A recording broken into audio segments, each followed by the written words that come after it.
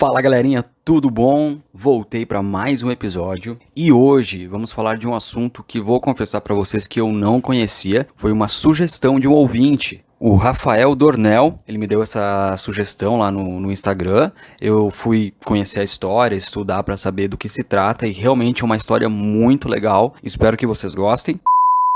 E é claro, não deixando de frisar, para quem tá curtindo, não deixa de comentar nas redes. Também estou no YouTube agora, tá, gente? Então, se vocês quiserem ter algumas edições especiais de alguns episódios com algumas imagens para ilustrar um pouco essas histórias na cabeça de vocês, então, no YouTube é o Podcast UFO, tudo junto, sem o ponto. No Instagram, então, é o podcast.ufo. E no Facebook também, temos a página lá, @opodcast.ufo. Inclusive, tem um vídeo novo que saiu no Facebook, no Instagram e também no YouTube sobre Akhenaton. Então, se você quer saber a história de Akhenaton, que foi um dos faraós mais controversos do Antigo Egito, acessa lá, não deixa de seguir. Se você curtir, compartilha aí com seus amigos, beleza? Então, sem mais delongas, vamos falar sobre o caso de Inácio de Souza, em Crixás, Goiás. Acontecimento de 1967. Roda a vinheta. Okay, we've had a problem here. This is Houston. Say again, please. Okay, stand by, 13. We're looking at it.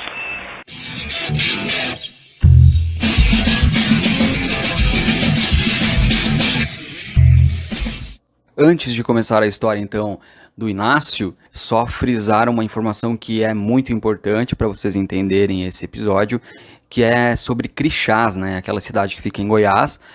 A economia de Crixás é baseada na agropecuária, mas também na extração de minérios. Então, Crixás é um dos locais com a maior produção de ouro na América do Sul. Dito isso, então, agora vamos conhecer a história e o que aconteceu, então, com o Inácio de Souza. Então, o Inácio era um homem normal, ele era um capataz, né? Ele morava numa fazenda lá em Crixás, era casado com a Dona Maria de Souza e era pai de 5 filhos. Segundo informações, o dono dessa fazenda, o seu Ibiraci de Moraes, era um homem bem estruturado assim financeiramente. Inclusive, na fazenda tinha até uma pista de pouso para aviões de pequeno porte. Ele emprestava para os militares fazerem testes e né, enfim, para tudo que eles precisassem, os militares no caso, o Ibiraci cedia ali a pista para eles, né? Então tudo teria acontecido no dia 13 de agosto de 1967, ali por volta das 4 horas da tarde. O seu Inácio e a sua esposa, Ana Maria, estavam voltando para casa. E nesse momento, eles visualizaram então na pista de pouso da fazenda um OVNI, um objeto voador não identificado. Segundo os relatos, o objeto tinha um formato de prato, como já era de se esperar, né? E eles pensaram que talvez pudessem ser os militares que faziam os testes ali na pista e tal, né? Até que, num certo momento, eles avistaram 3 seres. Então o estranho, né, o que causou espanto e estranheza neles, é que esses seres eles eram assim um tanto quanto diferentes. Eles tinham trajes, isso seguindo o relato deles, eles tinham trajes que cobriam todo o corpo assim, com uma cor amarelada, então não era uma roupa militar, né, de camuflagem. E eles tinham uma aparência bem diferente, assim, pareciam que eles não tinham cílios, nem cabelo, nem barba, assim, sabe? Uma coisa que não era normal. Ainda segundo o casal, o relato deles, esses seres eles pareciam estar brincando, assim, como crianças, assim, agindo como crianças, admirando a vegetação, o solo, assim. O casal então continuou observando esses seres para tentar entender o que estava acontecendo, quando num certo momento os seres olharam para eles e um desses 3 seres apontou assim o dedo na direção deles e eles saíram correndo na direção do Inácio e da Maria. Aí então nesse momento o casal começou a correr, né, saiu correndo, porque aqueles seres, pelo que se parecia, estavam indo na direção deles para capturá-los, talvez, a gente não sabe, então eles saíram correndo. O Inácio, que era um cabra da peste, assim, que andava sempre muito preparado para tudo, ele sempre andava armado. Então nesse momento ele falou para Maria correr para dentro de casa, sacou a arma e atirou na direção de um desses seres. A princípio, supostamente, teria atingido um desses seres. Mas nesse exato momento em que ele disparou, né, ele efetuou o disparo na direção desses seres, uma luz verde saiu daquela suposta nave, foi na direção do Inácio e atingiu ele no peito. Então ele caiu no chão, a Maria viu tudo aquilo, saiu correndo para tentar pegar a arma, talvez para tentar defender ele, né? Mas nesse momento eles já tinham entrado naquela suposta nave e já estavam levantando o voo para ir embora, para fugir. E nesse momento em que eles estavam levantando o voo, segundo o relato também do casal, essa suposta nave não fazia nenhum barulho de turbina, digamos assim, só um zumbido. Tá, então, passado toda aquela loucura, o Inácio se levantou, os dois foram para casa ainda sem entender nada do que tinha acontecido, mas foram para casa. 3 dias depois disso, o Inácio adoeceu. Ele assim ficou muito mal e começou a ficar doente.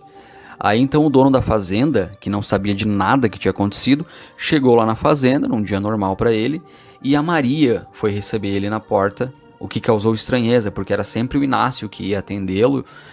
Então o dono entrou na casa, foi até o quarto para ver como o Inácio estava e o que tinha acontecido. Nesse momento, o Inácio olha pro dono da fazenda e solta a seguinte frase: Senhor, eu matei um homem. Então imagina só, se o chefe já não estava, o dono da fazenda, já não estava entendendo nada do que estava acontecendo, depois dessa frase, então aí sim que ele ficou sem entender, né? Mas ainda nesse momento, o dono da fazenda, como conhecia o Inácio, ele não acreditava, né? Assim, num primeiro momento ele não acreditou, ele imaginou que teria alguma explicação e sabia que o Inácio não era uma pessoa assim, que mataria outra. Então o dono da fazenda perguntou pro Inácio o que tinha acontecido, né? Pediu para ele explicar a história. E o Inácio contou, então, em detalhes, tudo o que tinha acontecido. Mas aí, então, o dono da fazenda resolveu fazer o seguinte: pegou o Inácio e eles foram lá naquele local que supostamente teria acontecido isso, porque o Inácio tinha contado a história toda pra ele, e segundo ele teria atirado em um desses seres e teria acertado nesses seres. O que o dono pensou? Se o Inácio atirou mesmo em alguém, vai ter sangue no chão, alguma marca, alguma coisa, talvez a gente encontre. Eles foram lá, não encontraram nada, não tinha nem sinal, não tinha sangue, não tinha sinal de nada. Aí então nesses dias, desde o contato e nesses dias que foram passando, o Inácio ele estava muito mal. Segundo relatos, ele sentia náuseas, formigamento, dormência, tremor nas mãos. Aí então eles decidiram, com a ajuda do dono da fazenda, ir atrás de um médico. E eles foram até Goiânia então para buscar ajuda pro Inácio de alguma forma. E no exato momento em que o doutor viu ele já identificou, assim, na hora, ele identificou uma queimadura circular com cerca de uns 15 centímetros de diâmetro no lado esquerdo do tronco do Inácio. Era uma marca bem estranha, assim. Se você ouviu o episódio sobre a Operação Prato, você vai lembrar que as pessoas que foram atacadas lá pelos OVNIs também ficaram com marcas no corpo. Não é uma marca igual essa do Inácio, tá? Se você quer saber, vai ouvir lá. Mas são marcas semelhantes, né? E que faz a gente pensar que talvez haja um padrão, mesmo mínimo haja um padrão aí nesses casos. Mas beleza, o médico identificou aquela mancha, fez os exames no Inácio, ele foi medicado e os outros sintomas, o médico disse que poderia ser efeito de alguma erva que talvez o Inácio tivesse comido. Aí então nesse momento foi em que eles resolveram contar a verdade para o médico. Foi nesse momento então que o Inácio contou para o médico a história que tinha acontecido. O médico ficou espantado, perguntou para o Inácio se mais alguém tinha visto isso. Aí ele confirmou que sim, que a esposa dele tinha visto. E então o médico chamou o dono da fazenda para conversar, né, para saber mais informações sobre o Inácio, assim. Teria a possibilidade dele ter inventado isso, se ele já em algum outro momento inventou alguma outra coisa nesse sentido, ou, né, se ele tinha tido algum comportamento parecido com esse. E o dono da fazenda permaneceu com o mesmo pensamento desde o início, quando ele encontrou o Inácio mal lá na cama. Não, eu conheço o Inácio, ele é o capataz da minha fazenda, e eu conheço ele há muitos anos e ele não faria isso. Aí então o médico solicitou uma internação clínica do Inácio e pediu também para ele fazer exames de fezes, urina e exame de sangue. Então ele ficou uns 2 ou 3 dias em observação, fez os exames que precisava fazer e foi liberado, foi para casa. Mas e aí, Lucas, então acabou a história, não teve solução? Não, calma aí, agora tem uma outra parte da história. Beleza, então ele fez os exames, voltou para casa. E quando os resultados dos exames chegaram, o médico primeiramente então chamou o dono da fazenda para informar o resultado. E nesse momento então ele informou ao seu Ibiraci de Moraes, que era o dono da fazenda, que o caso do Inácio era fatal. Sim, é isso mesmo que vocês estão ouvindo. O médico chamou e falou: o caso dele é fatal. Os exames mostraram que o Inácio estava com leucemia, câncer no sangue, e que teria apenas 60 dias de vida no máximo. Para completar, tem mais. O médico deu toda essa notícia pro dono da fazenda e disse para ele não falar nada sobre o acontecido, porque ele, médico, tinha um nome para preservar e isso só ia causar chacota. Foi exatamente isso que o médico disse. Aí então o Inácio recebeu um tratamento para leucemia, que foi identificado. No decorrer dos dias ali ainda foram aparecendo manchas na pele dele, ele sentia dores assim muito fortes, dores terríveis. E ele acabou falecendo no dia 11 de outubro de 1967. E agora mais um detalhe. Antes de morrer, ele pediu para a esposa dele queimar todos os pertences dele, o colchão, as roupas, tudo. E acabou falecendo. Então, galera, a história é essa. Esse foi o acontecido de 1967. Depois de finalizada a história, é que a gente vai começar as discussões, ou pelo menos uma pequena discussão sobre o que a gente tira dessa história, de referências até bibliográficas e exemplos. Primeira coisa, logo no início do episódio, se vocês lembrarem, eu fiz aquele adendo sobre a cidade Crixás, que é forte na extração de minérios e um dos locais com a maior produção de ouro em toda a América do Sul. Por que isso é importante? Por quê? Porque aqui a gente já pode pegar um exemplo, um pequeno exemplo, e fazer uma ligação com os Anunnaki. Os Anunnaki é uma história que eu vou falar num episódio específico, ou talvez até mais, porque é uma história bem grande para ser contada. Mas aí então eu quero deixar esse questionamento para vocês, porque sem questionamentos não é o podcast UFO, né? Será que esses OVNIs, esses seres, teriam ido até Crixás na procura de minérios? Ou do próprio ouro? Se você conhece a história dos Anunnaki, você vai saber que o ouro foi muito importante para aquela raça. Eles precisavam do ouro. Eles precisavam levar o ouro para o planeta deles. Sem deixar de mencionar que, além do ouro, existem outros minérios lá em Crixás, tá? Coisas que a gente talvez nem imagina, propriedades. E eu acho que sim, é uma possibilidade que esses OVNIs eles tenham ido até lá e continuam indo até lá, justamente por causa desses minérios e principalmente por causa do ouro. Bom, então além desse destaque, eu quero fazer mais um destaque, que foi naquele momento em que o Inácio disparou, né, com uma arma de fogo em direção aos seres, e aquela luz verde teria saído então da nave e atingido o Inácio. Vocês lembram que eu fiz aquela ligação anteriormente com a Operação Prato, né? Por quê? Porque muitos relatos batem, coincidem, dos sintomas que as pessoas sentiram, de náuseas, fraqueza, as marcas na pele, não eram marcas iguais a essa desse caso, em que o Inácio teve no corpo dele, mas tem essa ligação.